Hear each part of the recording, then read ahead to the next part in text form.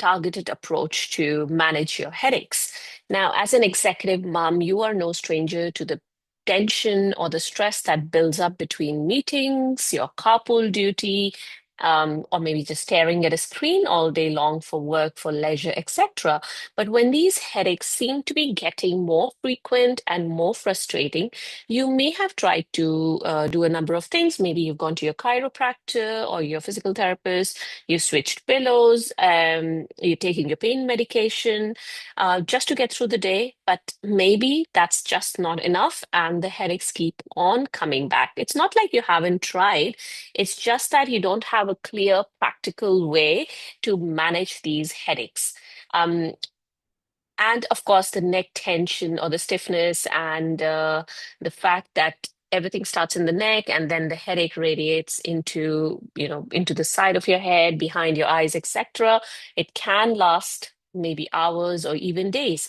So all this is a scenario which, if you have cervicogenic headaches, you'd be very familiar with. I am well, but in today's video, what we're going to do is we're going to break down what's really going on with these headaches and why these usual fixes might not be enough. Right. So before we get into the topic for today, for those of you who don't know me, my name is Swati. I'm an executive mom power coach. I help moms of younger kids who work in high stress executive jobs to manage their spinal, that is back and neck, and nerve pain despite low energy levels and brain fog, or mommy brain, as it sometimes is called, or lack of focus.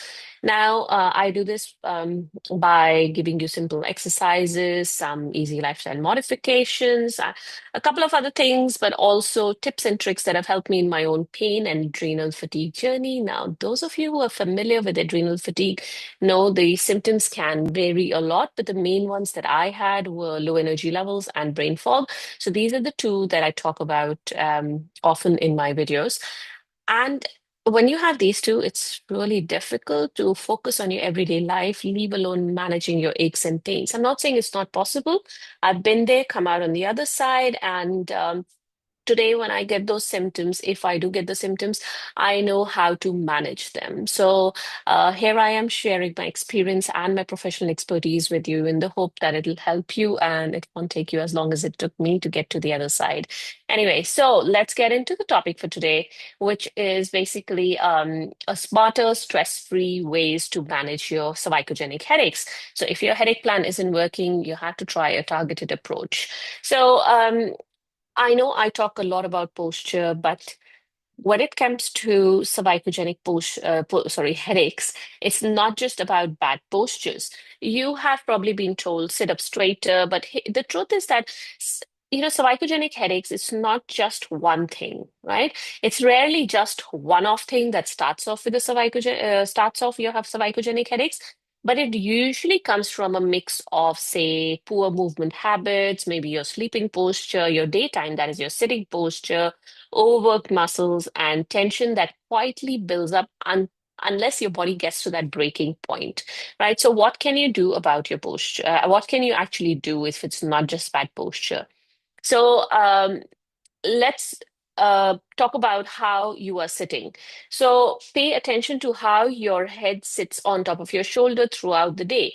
So basically, what you want to do is avoid a forward head posture with micro movements like tucking in your chin, and I'll show you what that is. So basically, when you look at your earlobe, and this is the tip of my shoulder. So if you draw a line from my earlobe down, a vertical line, it falls somewhat in line with the tip of my shoulder, right? So this is a good posture. But you would see many people who are on their phones, so they're always looking forwards like this. Now, what happens here is if you draw a line from the earlobe, it falls in front of my tip of my shoulder. So my tip of my shoulder is about here, and it is falling much forwards from the tip of my shoulder. So this poking out posture, this pokey chin that you see, is known as a forward head posture. It is a position, it is a poor posture basically, because of which if you want to balance that head on your torso or your body, you have to round your shoulders. So this rounding of the shoulders will lead to a lot of upper back rounding and slouching, and that translates to your lower back as well, and of course your pelvic alignment. So basically, it goes down the spine, and you end up having a poor posture and, of course, headaches and neck pain and maybe even mid back pain and lower back pain. So that is what we're talking about, cervicogenic headaches.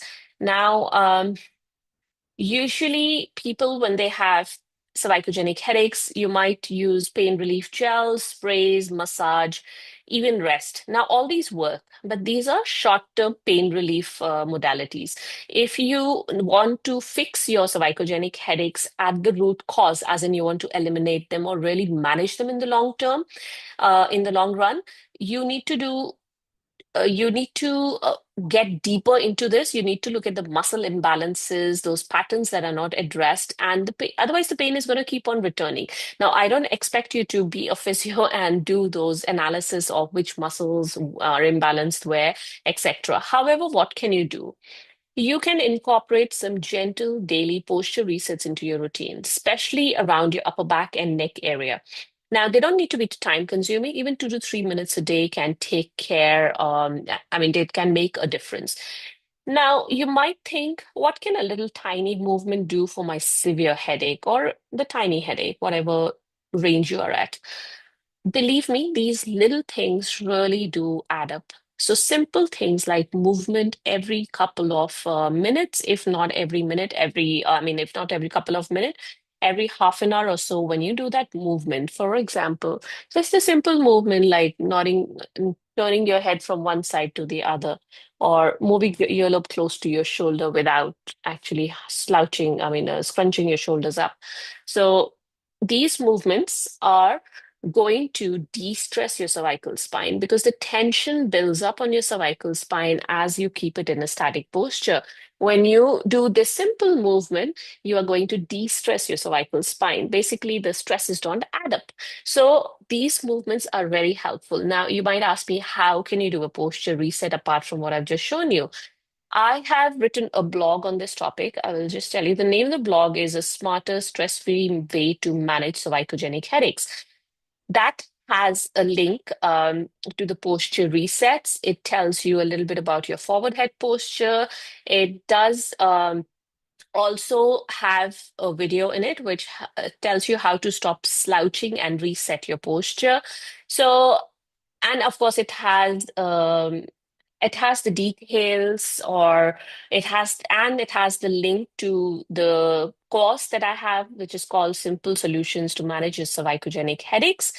It is basically a practical, easy to implement course with it has got these strategies rather in that course, which actually have helped a lot of people overcome their cervicogenic headaches, their neck problems, regain energy, and really fully engage with their families and career and their everyday life. So this is a low cost course, but it's low cost only because I want it to be accessible to more people, not because it does not have enough value. So anyway, so I will leave a link to that blog in the description of this video. Going back, I just want to point out there are many women or many working moms who silently struggle with cervicogenic headaches.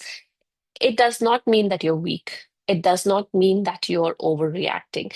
It simply means that most advice that you have found about cervicogenic headaches probably doesn't account for real life, like your tight schedules, emotional stress, lack of focus, brain fog, the mental load that every mom carries, whether working or not.